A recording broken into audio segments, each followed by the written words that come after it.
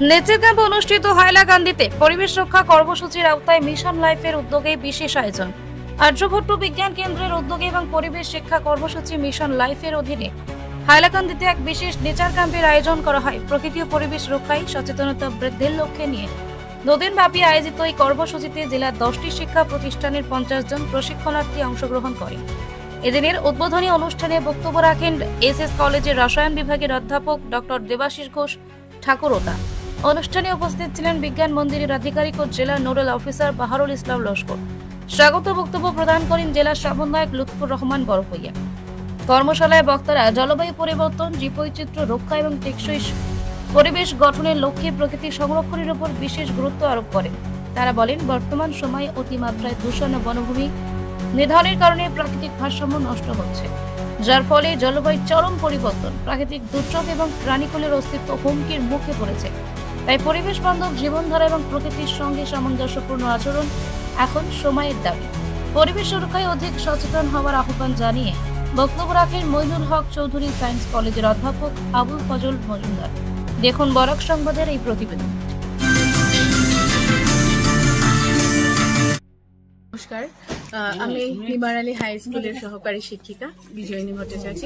আমি আজকে এখানে আমার ছাত্রদেরকে নিয়ে এসেছি আর্যভট্ট সায়েন্স সেন্টারের ব্যবস্থাপনায় যে নেচার ক্যাম্প আজকে এখানে অনুষ্ঠিত হয়েছে এবং আগামীকালকেও আছে অনুষ্ঠান। আজকের দিনের এই প্রোগ্রামে আমার কাছে মনে হয়েছে যে আমরা সাধারণত বাচ্চাদেরকে যেটা করি, আমরা ক্লাসরুমে যেভাবে পড়াই সেখানে অনেক জিনিস আছে যেগুলো আমরা ঠিক সেভাবে তাদের বুঝিয়ে দিতে পারি না বা দেখিয়ে দিতে পারি না। বিশেষত কিছু কিছু প্রতিবন্ধকতা থেকে যায় অনেক সময়। কিন্তু আজকের এই অনুষ্ঠানে যেভাবে আমাদের যারা রিসোর্স পার্সন ছিলেন, এসএস কলেজের রসায়ন বিদ্যা বিভাগের head of the department doctor Debashis Guha Thakurta sir একটা সেশন ছিল প্রথমে সলিড ওয়েস্ট ম্যানেজমেন্ট নিয়ে। সেই সেশনের কথাই বলুন, বা তারপর আমাদের যে ডিস্ট্রিক্ট কোঅর্ডিনেটর আর্যভট্ট সায়েন্স সেন্টারের আমাদের লুৎফুর স্যারের কথাই বলুন, বা আমাদের আবুল ফজল স্যার যে সেশনটি নিয়েছেন বায়োডাইভার্সিটির উপরে। প্রত্যেকটা সেশনের একটা ব্যাপার খুব ভালো লেগেছে, খুব লাইভলি হয়েছে সেশনগুলো এবং খুব ইন্টারেক্টিভ ছিল। বাচ্চারা অনেক কিছু শিখতে পেরেছে, অনেক কিছু জানতে পেরেছে এবং আমরা লাইভলি ওয়েতে বা বলতে পারেন প্র্যাকটিক্যালি আমরা এই জিনিসগুলো অনুভব করতে পেরেছি। ধন্যবাদ। আমরা এখানে হাইলাকান্দি জেলা আর্যভট্ট বিজ্ঞান কেন্দ্রের ব্যবস্থাপনায় আসাম বিজ্ঞান প্রযুক্তি পরিষদের প্রোগ্রাম নেচার ক্যাম্প প্রকৃতি শিবির, 2 দিবসীয় প্রকৃতি শিবিরের আজকের প্রথম দিন ছিল। এখানে এক্সটার্নাল ট্রেনিং সেন্টারে উপস্থিত হয়েছিলাম জনকল্যাণ এমই স্কুল থেকে। আমাদের জনকল্যাণ এমই স্কুল থেকে এসেছিল 4 জন ছাত্র। সবাইকে নিয়ে এখানে উপস্থিত হয়ে আজকের যে আলোচনা হয়েছে খুবই ফলপ্রসূ। নেচারের যেন আমাদের প্রকৃতি বিপদের সম্মুখীন, প্রকৃতিকে বাঁচাতে আমাদের কি কর্তব্য, কি প্রয়োজন, কি প্রচেষ্টা, এ নিয়েই বিশেষ আলোচনা এবং ছাত্রছাত্রীদের কাছে পৌঁছে দেওয়া হয়েছে। আজকের অনুষ্ঠান খুবই ফলপ্রসূ।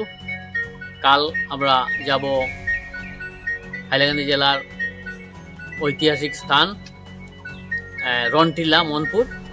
সেখানে গিয়েও কিছু ক্রিয়াকলাপ আছে, কার্যকলাপ আছে, সেখানে তা অনুষ্ঠিত হবে।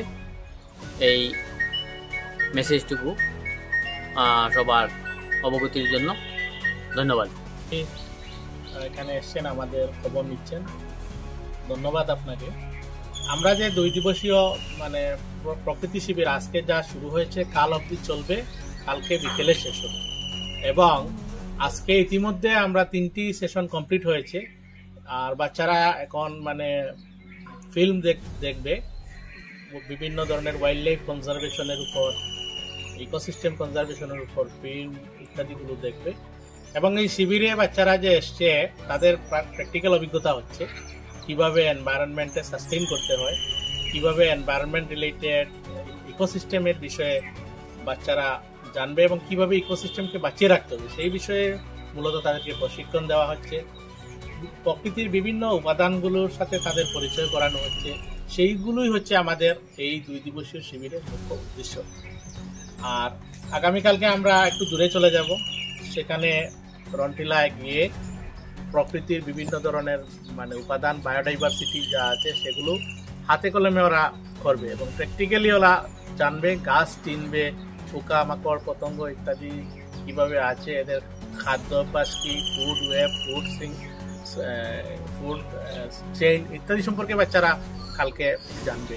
তো এই সব কর্মসূচি নিয়ে এই 2 দিবসীয় প্রকৃতি শিবির আয়োজন হয়েছে এবং জমজমাটভাবে চলছে, এক কথায় বলা যায়। আজকে যারা রিসোর্স পার্সন এসেছিলেন অত্যন্ত সাবলীলভাবে বাচ্চাদেরকে বুঝিয়ে দিয়েছেন প্রকৃতির নানা বিষয়গুলো।